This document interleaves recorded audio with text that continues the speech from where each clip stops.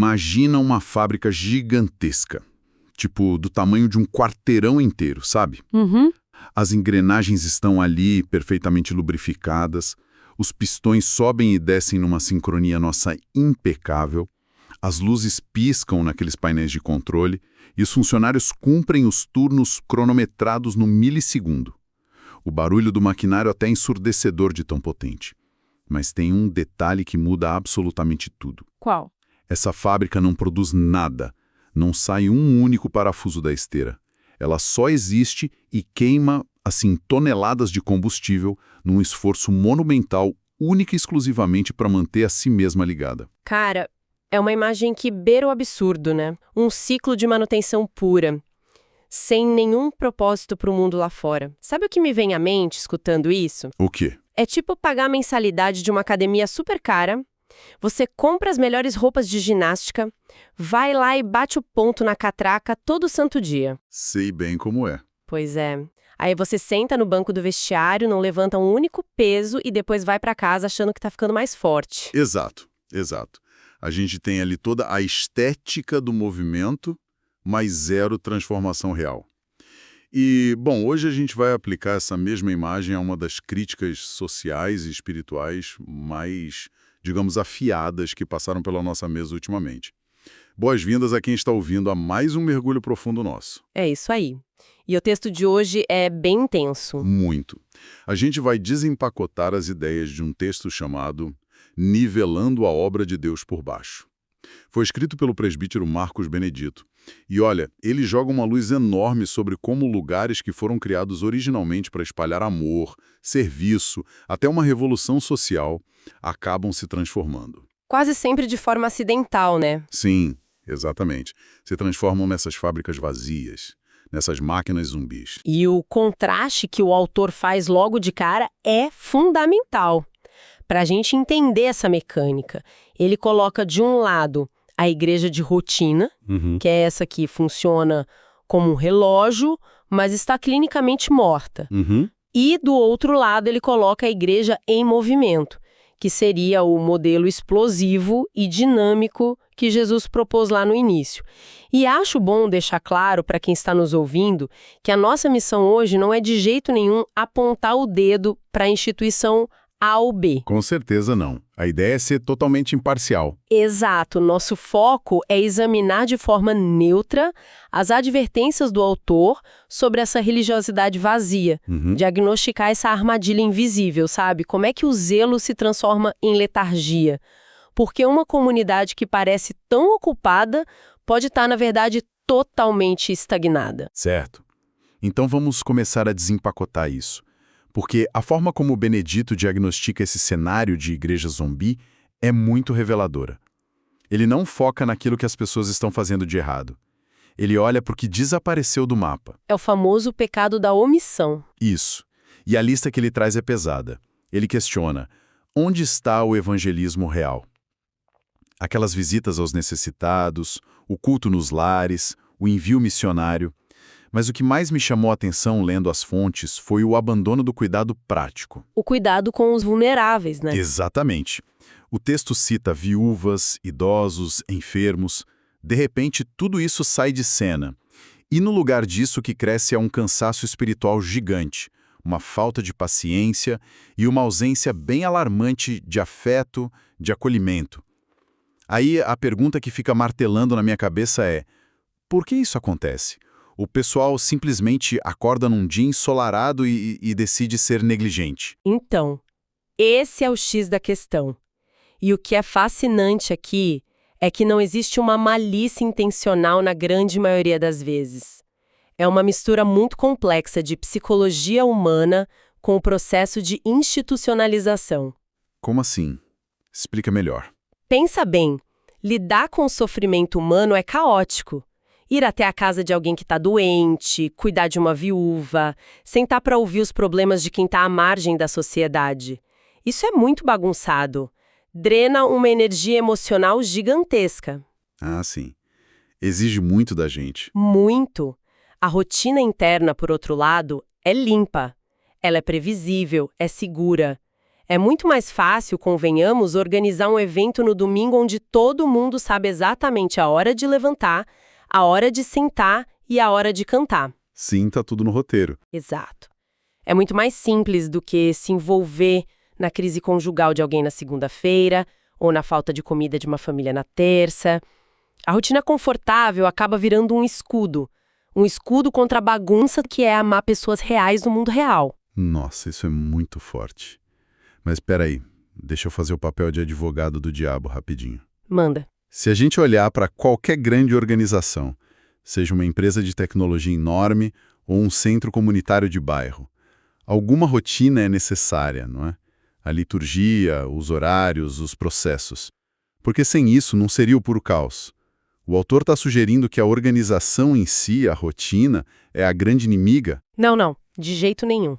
A estrutura por si só não é o problema.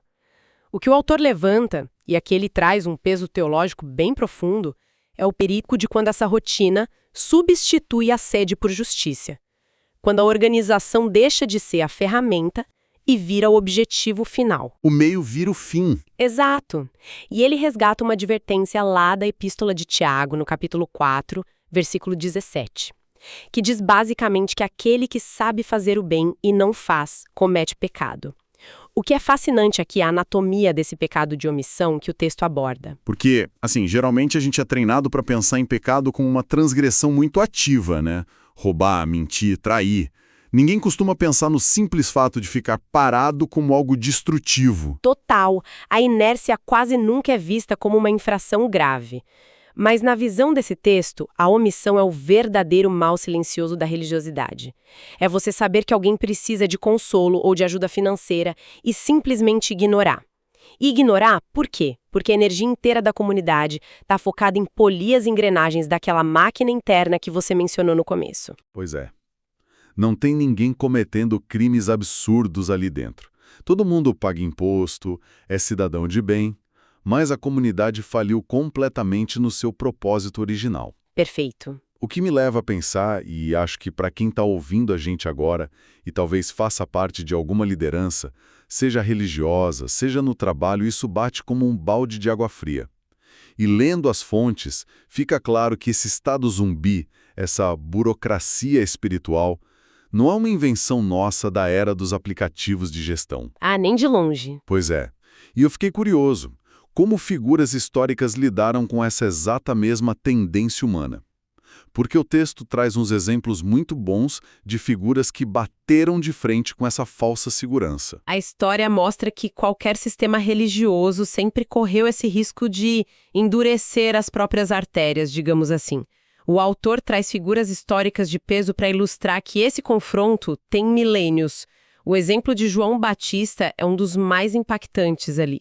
Nossa, João Batista é fantástico de se analisar nesse contexto. A gente tem que desenhar a cena na mente. Você tem líderes religiosos, super respeitados, donos de todo o capital cultural e teológico da época, com aquelas roupas elaboradas. Aí eles descem até o rio para participar do ritual de batismo. Sim, os fariseus e saduceus. Isso, o que todo mundo esperava. Que o João estendesse o tapete vermelho para eles. Afinal, eram as autoridades.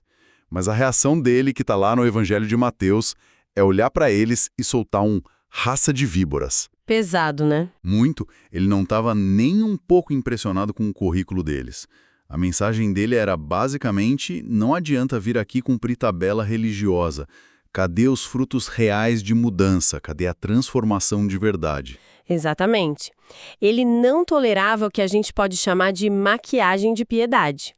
E se a gente recuar mais ainda no tempo, o texto do Benedito vai buscar os profetas do Antigo Testamento, que eram os grandes críticos do sistema quando ele perdia a alma. Ele cita Isaías, por exemplo. O que Isaías falava mesmo? Isaías denunciava aquele povo que, segundo as palavras dele, honrava com os lábios, mas mantinha o coração muito longe. E a solução que Isaías propõe, lá no capítulo 1, não é tipo orem mais alto ou melhorem a qualidade da música no templo. Seria o caminho mais fácil, né? Muito mais fácil. Mas não. A ordem era pura ação social e moral. Aprender a fazer o bem, Praticai o que é justo, ajudai o oprimido, essa era a métrica que Deus cobrava. E o autor também traz Jeremias, que tem uma das críticas mais geniais à falsa segurança institucional. Ah, o Sermão do Templo. Esse é muito bom. É aquele momento que o Jeremias vai até a porta do templo e manda as pessoas pararem de repetir, igual um disco arranhado, Templo do Senhor, Templo do Senhor. Isso mesmo. O contexto por trás disso é genial, porque a população ali acreditava que o prédio físico, aquela instituição de pedra, era um talismã mágico. Eles pensavam, bom, a gente tem o prédio, a gente tem as reuniões na agenda, logo, Deus está do nosso lado e somos intocáveis.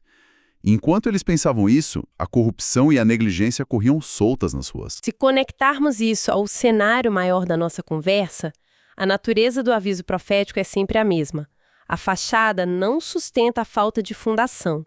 E Deus, segundo o texto, simplesmente não aceita uma religião que ignora a justiça prática em favor de um ritual estéril.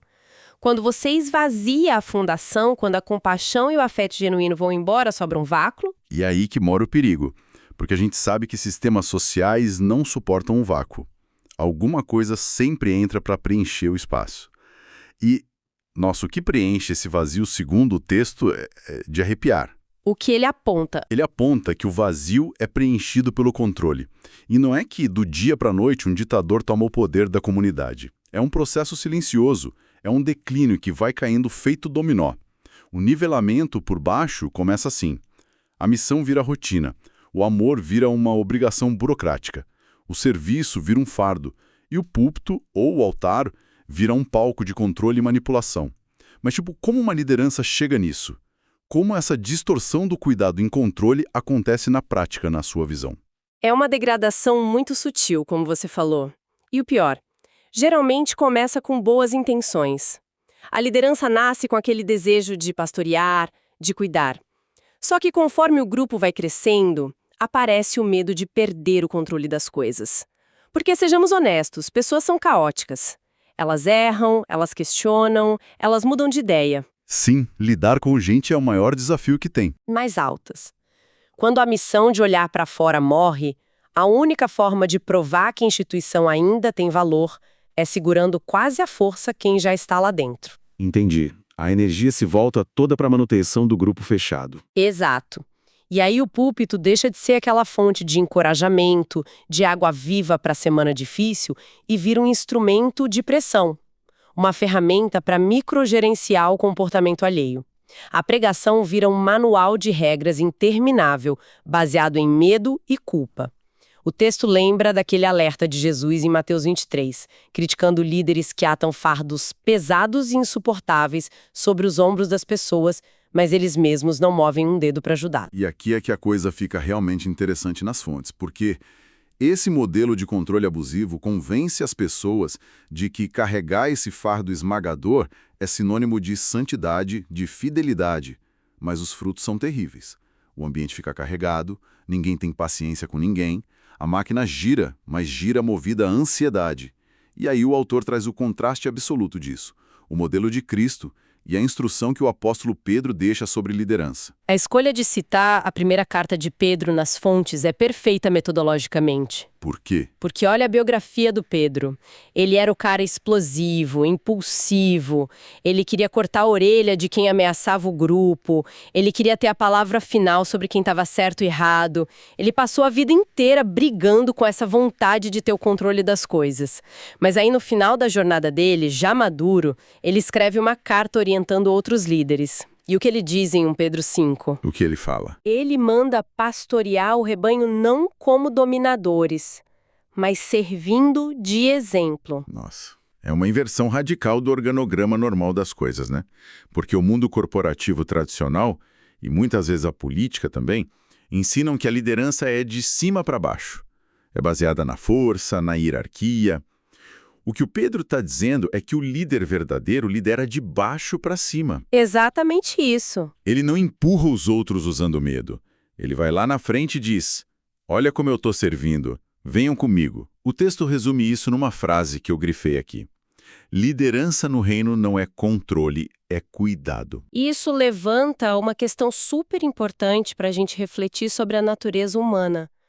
Com que frequência a nossa necessidade íntima de ter poder, de mandar nos outros, de garantir que todo mundo na sala pense igual a gente, acaba vestindo uma máscara de zelo religioso? A linha entre você zelar para uma verdade e você sufocar a liberdade do outro é assustadoramente fina. E quando o ambiente vira aquele espaço de vigilância constante, em vez de apoio, o diagnóstico já está dado. A doença se instalou. Não tem mais dúvida. Tá, então a gente viu o diagnóstico completo. Falamos da omissão, da rotina morta, do controle substituindo o afeto. Mas aí entra a reta final da nossa análise. E acho que é a parte mais importante para quem está ouvindo. Se esse modelo estagnado é a doença, qual é a cura definitiva que o autor apresenta? Porque criticar é fácil, né? Difícil é mostrar a saída. Com certeza. E o antídoto que o Benedito aponta é o que ele chama de padrão de atos, voltando para o modelo dinâmico de Jesus. Porque o argumento central dele é que Jesus nunca, em nenhum momento, estabeleceu uma fé estática. Ficar sentado no banco não era o plano. Exato. Ele cita o Evangelho de Marcos, no capítulo 10, onde Jesus diz que veio para servir e não para ser servido. E depois cita Lucas 4, lembra daquela declaração de missão? Evangelizar os pobres, curar os quebrantados, libertar os oprimidos. A obra de Cristo é caracterizada por ser ativa. Ela é viva. Ela está sempre em movimento em direção ao outro, especialmente aos que estão de fora. É uma fé de mangas arregaçadas mesmo. E para provar que isso não era uma teoria linda que só Jesus conseguia viver, o texto mergulha no projeto original da igreja, lá no livro de Atos dos Apóstolos, no capítulo 2. O contraste entre aquela primeira comunidade e a nossa fábrica improdutiva do começo é assim o dia e a noite. Nem se compara. Não tem comparação. O texto traz detalhes muito práticos de Atos. Eles perseveravam na doutrina, sim, mas a comunhão era muito real. Eles partiam o pão juntos, faziam as orações, e o auge disso, que é sempre um choque ler, é que eles chegavam a vender suas propriedades e bens para repartir o dinheiro com quem estivesse precisando na comunidade. O que demonstra um grau de desapego absurdo. É uma vitalidade espiritual e comunitária revolucionária. Sim, mas deixa eu aproveitar e fazer uma pausa para alinhar isso. Porque, ao citar esse exemplo de vender imóveis para repartir, o autor está sugerindo que a cura para a estagnação hoje é todo mundo liquidar o patrimônio imobiliário? É uma regra literal que a gente tem que aplicar amanhã? Não, de forma alguma. Acredite que a intenção da fonte não seja incentivar uma espécie de comunismo imobiliário literal no século XXI. O objetivo de olhar para Atos 2 é resgatar a prioridade visceral que aquelas pessoas tinham. A prioridade do humano sobre o material. Isso. A lição não é uma fórmula de economia. É a demonstração prática de que um ser humano ali valia muito mais que um pedaço de terra. A necessidade de uma família que não tinha o que comer era mais urgente que acumular riquezas. E o combustível dessa engrenagem inteira era o afeto real. Quando você tem amor circulando de verdade, o natural é que as pessoas abram mão do excesso de controle e dos bens para socorrer quem está vulnerável. É o espírito da coisa que importa. Exatamente. E a advertência que ele tira disso é um alerta muito sério sobre o enfraquecimento espiritual. O texto explica que se a obra é nivelada por baixo, se o foco vira só manter a máquina ligada, o evangelho simplesmente perde a força. A missão perde o alvo. Ele conecta isso com aquele aviso de Jesus lá em Mateus 24, de que por se multiplicar a iniquidade, o amor de muitos se esfriará. É um verso famosíssimo. E eu confesso que sempre achei que essa iniquidade fosse sobre, sei lá, a violência urbana lá fora, a criminalidade. Mas dentro da análise desse texto, parece que a iniquidade fatal é justamente essa frieza interna, a apatia dentro da própria comunidade. Nossa, você tocou num ponto excelente. É isso mesmo que as fontes indicam. A iniquidade ali não é só o cara que assalta o banco. É a banalidade de você conseguir ignorar o sofrimento alheio enquanto você cumpre a sua rotina religiosa perfeita. Cumpre o checklist de domingo. E isso, quando a estrutura só olha para o próprio umbigo, a fonte de calor que é a compaixão em ação, ela seca. O amor esfria de dentro para fora. A burocracia toma o lugar que deveria ser do coração e a missão perde totalmente o sentido original de cura e transformação. Tentando sintetizar tudo que conversamos. A conclusão do presbítero Marcos Benedito é bem incisiva.